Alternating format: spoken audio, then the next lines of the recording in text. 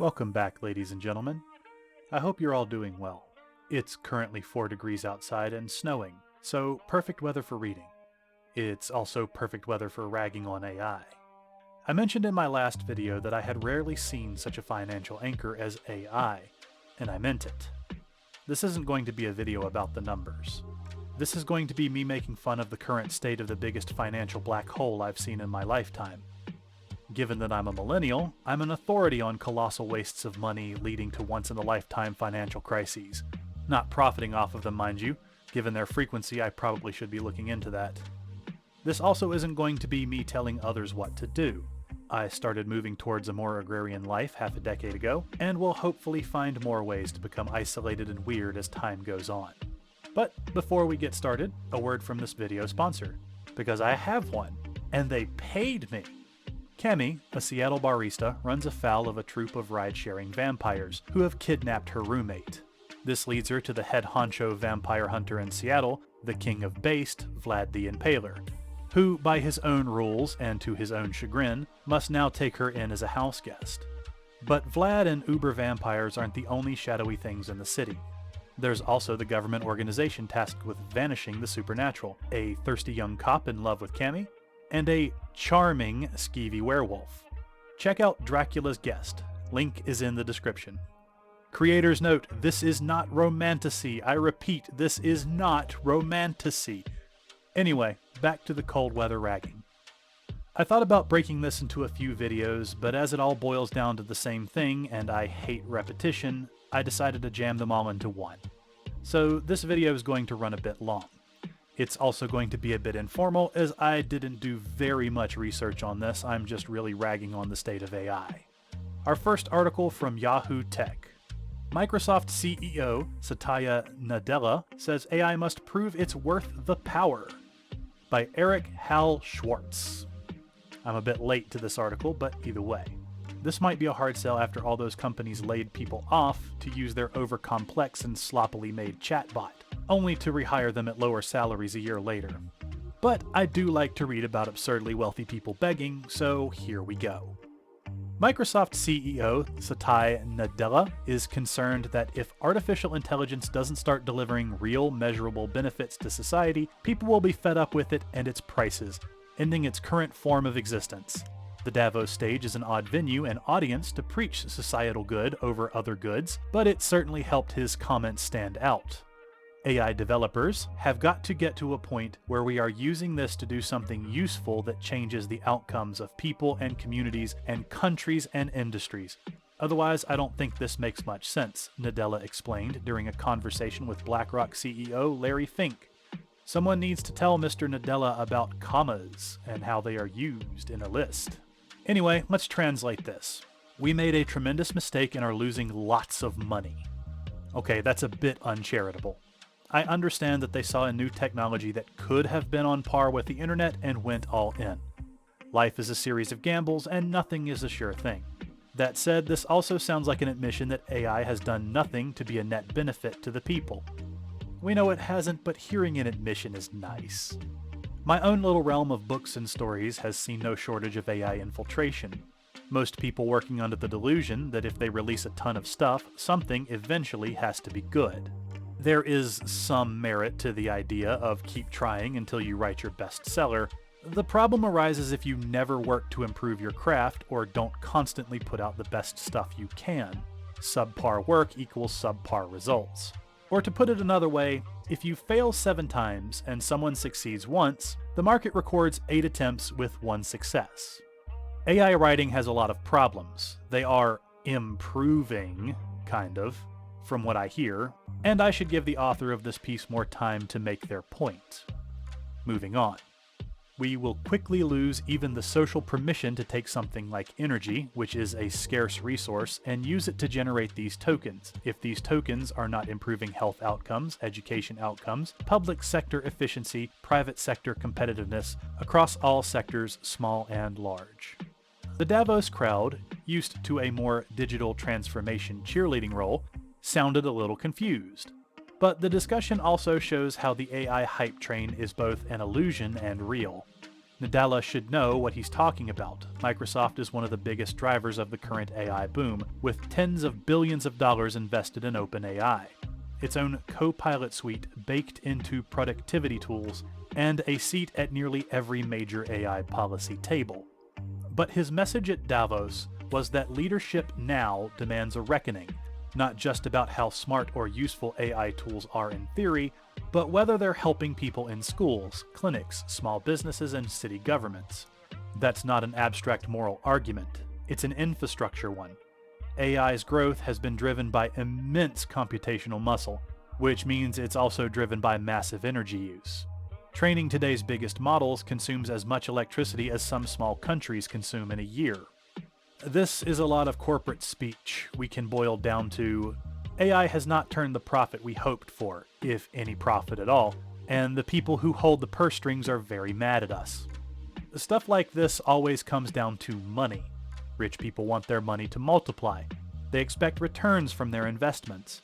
At the very least, they want good PR. Quick thought. Has AI improved quality of life? I mean outside of the people who receive the investment money, the students that don't want to learn, and the guys who construct data centers. I mean your average Joe on the street. What hot new AI tool have they started using that makes their life markedly easier?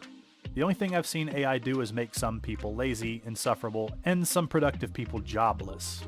I suppose you could say that things like Grok are replacing Google, but is it really worth sinking all this money to create another form of Google?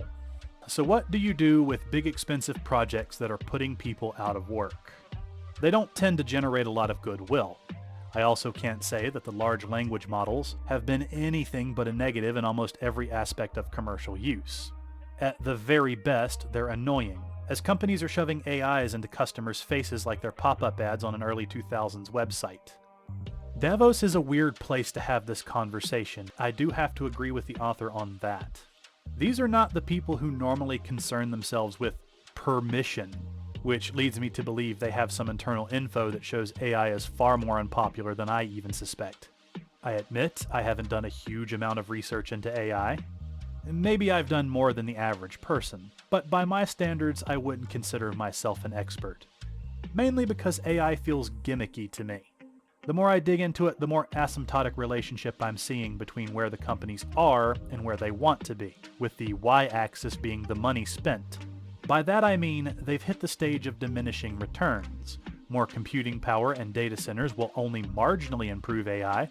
It will also come at a tremendous cost to everyone else in terms of hardware, resources, and general bother. We see that with the comment about the big LLMs taking as much power as some countries. This is something that starts affecting normal people's prices. Moving on. And inference. When you run the model on your phone or desktop to answer a question or generate a response, adds to that cost every second it runs. AI doesn't just use servers, it fuels an ever-expanding footprint of data centers, water-cooled systems, and grid-straining workloads. Nadella's social permission phrase gets to the heart of what might be next. Until now, the public has broadly accepted that cloud-based tech companies can use resources in exchange for productivity, entertainment, and convenience. But that goodwill isn't guaranteed.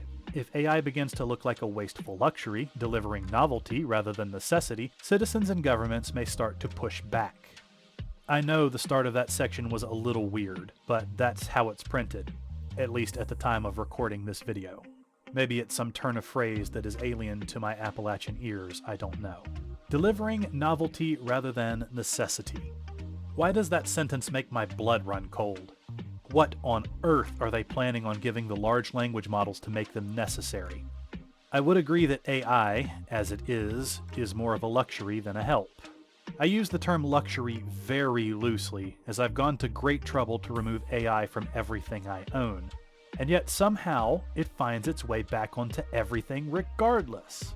I believe tech infestation would be the more accurate terminology. Or maybe something like burden, blight, or nuisance. I'm also pretty sure they lost the consent of the citizens long ago. Governments will be further behind. Politicians are like mosquitoes that drink money instead of blood. Most of them will be ambivalent towards the complaints of the people. That is until AI goofs up something so big that supporting it or turning a blind eye might cost them their jobs. Then we all get to hear about how they were always against it in typical political fashion. Moving on. Value for AI energy. During the session, Larry Fink asked whether all this productivity talk would mean fewer jobs, and Nadella didn't dismiss the concern, but he argued that AI's potential lies in amplifying what people can do. But this moment is different from past tech inflection points. The sheer scale of AI's appetite. Cloud computing scaled gradually. Smartphones had physical limits. But AI can grow as fast as the models and the capital behind it allow. That's why Nadella's call to focus on outcomes comes off as cautious as well as pragmatic. Nadella's message was simple but sharp. We are nearing the edge of public tolerance for black box systems powered by opaque amounts of energy with unclear societal benefits. And maybe we should all be asking harder questions when the next shiny AI tool drops. Does this help? Does it help someone? Or is it just burning energy to generate yet another token? To be frank, I think a lot of people's tolerance for a lot of things is wearing thin. This isn't a political statement, but a societal one. The last 100 years have seen tremendous amounts of technological advancements. You could practically say the last 200 years. Probably more than at any other time in our history. The problem is, society has a hard time properly absorbing it. When the Industrial Revolution came about, a lot of people were financially displaced. When computers started being used by every company, a lot of businesses were displaced. Then the internet, and now large language models. People need time to adjust to new things, and for their use to become ubiquitous. Society needs time to adjust to the new way things are done. When you move too fast, people and society buck. It's just like when you try to teach a child something they're not ready for. You'll also run into infrastructure problems. Also, while AI's advancement has been impressive, it's gone from nightmare fuel to Kmart Blue Light DVD special in just a few years.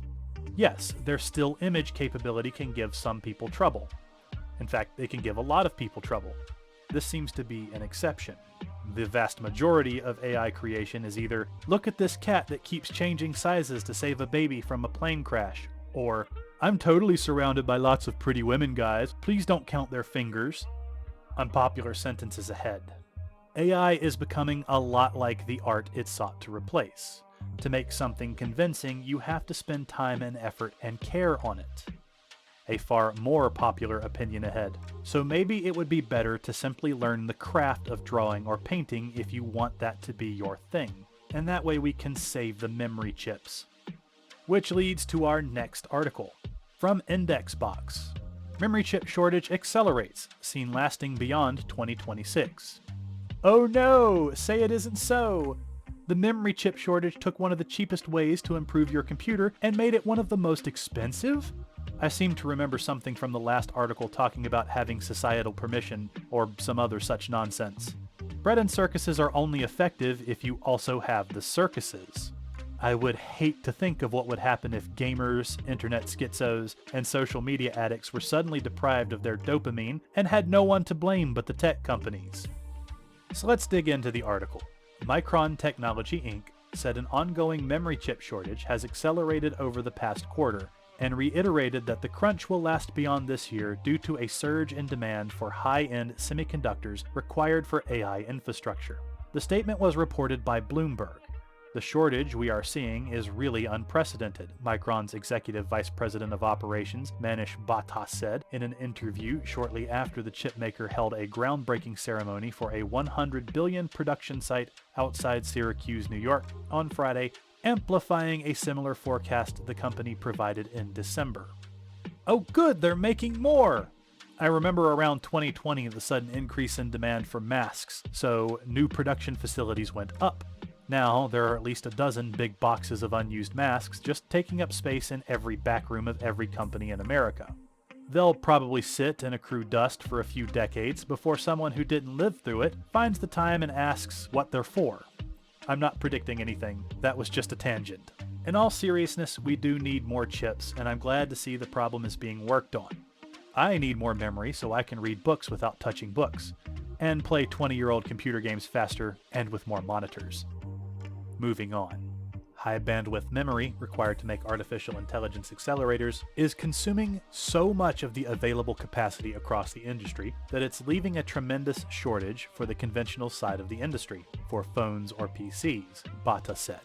He added that PCs and smartphone makers have joined the queue to try to lock up memory chips after 2026, while autonomous vehicles and humanoid robots will further drive demand for those components. On Friday, Chinese media outlet, I'm not going to try to pronounce that, reported that major Chinese smartphone makers, including, not going to pronounce that either, and Szechuan Transition Holdings Company, are trimming their shipment targets for 2026 due to rising memory costs, with Oppo cutting its forecast by as much as 20%.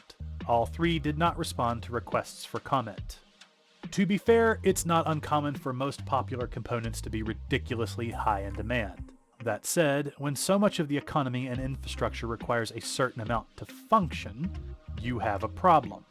Now, you have a group of people trying to hoover up all the stock to have a computer make lewd images and cat videos. This feels like one of those nerd things that normies shouldn't get. Hey look, I linked up this series of data centers and satellites to send a signal around the Earth to come back and work on my microwave. It's cool to those on the tech side of this, just showing what you can do, but normies are just going to walk over to the microwave and start pushing buttons. Basically, we're funding a tech bro project to make life far more complex and getting nothing out of the doing of it. Worse than adding nothing, it's actively trying to replace people's jobs, which doesn't really work. It's like in the translation industry, when they started using computers to do translating, then using the former translators to clean up the translation at reduced pay. We're seeing this happen where people are brought back in to clean up the mess management started when they decided to streamline things. Now it costs 10 times as much, and somehow you're making half of what you did before the change. It's not just that. It's starting to feel like the AI bros are trying to bring society to a screeching halt in order to create their AI girlfriends. This is apparently affecting China as well. It strikes me as odd, as I was pretty sure we heavily restrict the kind of chips we allow them to buy. I think reducing their shipments may have less to do with AI, and more to do with who's gatekeeping the US market at the moment. Moving on. Global smartphone shipments may decline 2.1% this year as the shortage of memory chips drives up costs and squeezes production. Industry tracker Counterpoint Research estimated in December, PC makers including Dell Technologies Inc. have also warned they are likely to be affected by the ongoing shortage. The big three of the global memory chip industry, Micron, SK Hynix Inc., and Samsung Electronics Co., saw their share of price surge in 2025 thanks to the AI boom. SK Hynix said that it has sold out of its entire chip slate in 2026, while Micron said its AI memory semiconductors are also fully booked this year. To prioritize supplying strategic enterprise customers, including Nvidia, Micron said in December it will end its popular Crucial branded consumer memory business. The AI industry's insatiable appetite for memory chips is also adding urgency to Micron's manufacturing expansion in both the US and Asia. We are once again knocking on that social permission thing. It also makes me wonder how countries with heavy surveillance of their population are going to keep that up if there aren't enough pocket computers to go around. Granted, it's also going to make it harder for individuals to access the AI if they can't maintain their own machines. Again, I don't know enough about AI to know how specialized they are. I would assume if you were making one, you would probably want some degree of specialization, but all the AIs I'm aware of are being pushed as multi-tools that can do anything. And if you know anything about tools, you will know that any tool that tries to do too much usually does everything badly. This also makes me think that maybe they aren't doing as good a job as they think they are. I feel like there should be a meme where the tech bro is saying, "Just one more data center, bro, and we can fix AI." It feels like a bad sign when you're expanding to achieve functionality, not profitability. Which brings us to our final article.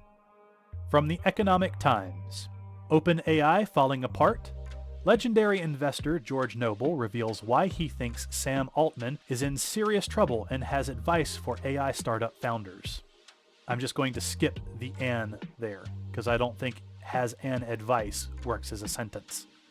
Falling apart?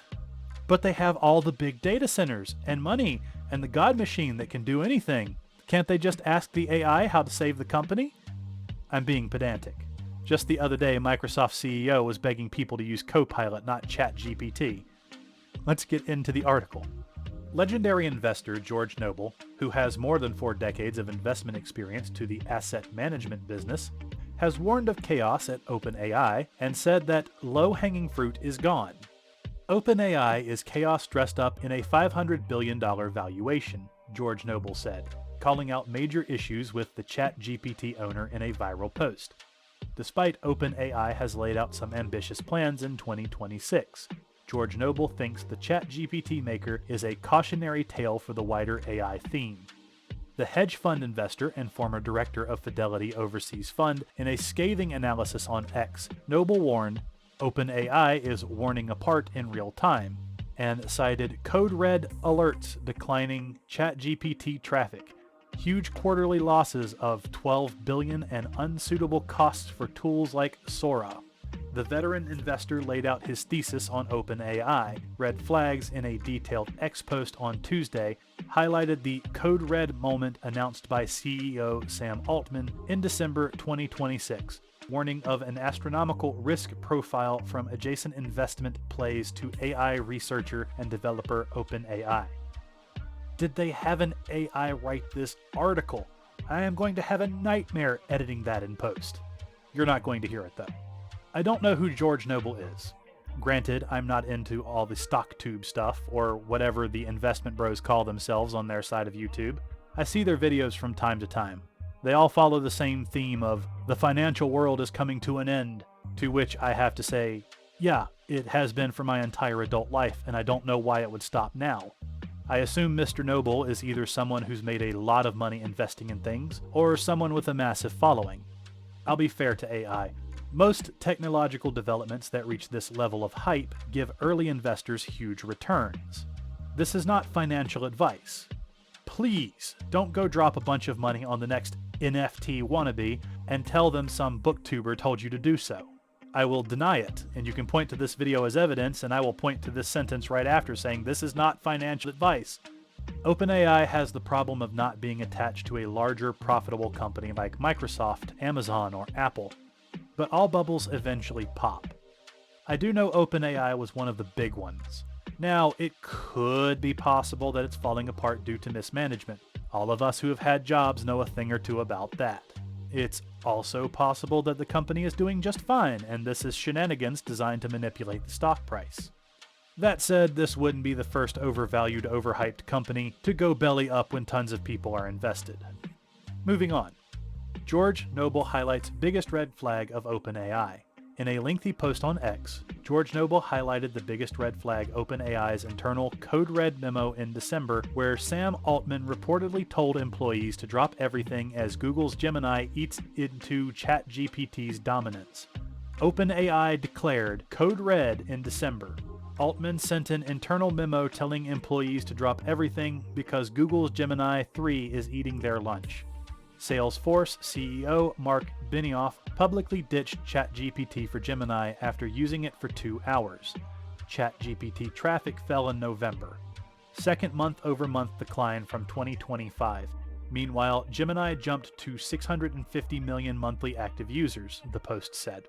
Having never used ChatGPT or Gemini, I couldn't tell you which is more annoying. I would say Copilot beats both in annoyance, but that's just because I'm constantly having to remove it from my system every time I can't stop an update. It's also not uncommon for CEOs to make snap decisions like this. The problem is, without seeing better numbers, I can't make an informed decision. Also, this article better not be one company whining because another bigger company is eating its lunch. I feel the same way about megacorps that I do about fish in the ocean. They eat each other because that's just what they do. Let's move on. George Noble also cited how Salesforce CEO Mark Benioff publicly ditching ChatGPT for Gemini after using it for 2 hours made things worse. However, Noble added that OpenAI's biggest red flag was in their finances. According to him, it all comes down to financials. Specifically, a math problem that isn't being widely discussed. It's going to cost 5 times the energy and money to make these models 2 times better, he said. The low-hanging fruit is gone. Every incremental improvement now requires exponentially more compute, more data centers, and more power. The financial strain is even more severe, he says. Noble cited Microsoft disclosures indicating that OpenAI burned through $12 billion in a single quarter, while Deutsche Bank estimates the company could accumulate losses of $143 billion before turning a profit. I'm sorry if I paraphrased a bit in that snippet. This is written terribly. Wow, I have never seen a financial legend agree with me before I even knew he agreed with me. It seems I'm not the only one to have noticed we have reached a point of diminishing returns, even though he thinks it's just this one company. We've run into similar problems in the past with other technologies. It's possible that in the future they can overcome this hurdle with an advancement. That said, this sounds like the kind of problem that OpenAI would not be alone in. It sounds like they're hitting the limits of what they can accomplish in this field with the current technology. Also, losses of $143 billion before turning a profit? That's an insane amount of money. Invention does often take more money than the eventual product will take to make. The trick is to spot the difference between an eventual payoff and a resource black hole. With the system buckling as it is, I'm not sure the major players in AI can extract much more from the rest of the population. Moving on. The mass talent exodus from OpenAI has further complicated the issue. CTO Mira Murati, Chief Scientist Ilya Sutskever, and half of the AI staff team have gone out the door, which Noble said was taking ChatGPT in a dangerous direction, as GPT-5 could not reportedly match GPT-4. The last straw? Enter Elon Musk in his $134 billion lawsuit against the AI giant over its breaking its promise to him to stay a nonprofit. OpenAI is chaos dressed up as a $500 billion valuation, he added, not mincing his words. Noble's bottom line, with the AI hype reaching its peak, OpenAI needs to grow its revenue by 15 times of what it is now in just 5 years, despite the out-of-control costs to stay in the game. They're shedding people too. That's a bad sign for the company in general. From what I've seen, modern tech talent isn't anywhere near close to the old tech talent. Pretty much every bit of technology has been rebuilt, updated, and monetized to the point that half of the features don't work anymore. Now, it looks like half of the work is being done by these proto-AIs. This isn't a tech channel, however. This is a channel about stories, and as fun as it is to poke fun at the tech giants who view the rest of us as barely tolerable eaters, this doesn't have much to do with books and stories. Outside of the possible bursting of the AI bubble clearing out some of the slop that's gunking up the book market. That said, I'm not sure if the bubble were to pop tomorrow if we'd see an end to people saturating the market to make a quick buck. Realistically, there are greater problems to the book market than AI. Most of them are poor maintenance of existing infrastructure and some major quality problems at the top. The love of money has become the root of all problems in the industry. This isn't me disparaging capitalism. Money has always been and will always be a motivating factor in every profession, no matter what the unshowered on the internet want to say. Alright, I've spent far too much time on this. Back to books soon. Good luck, everyone.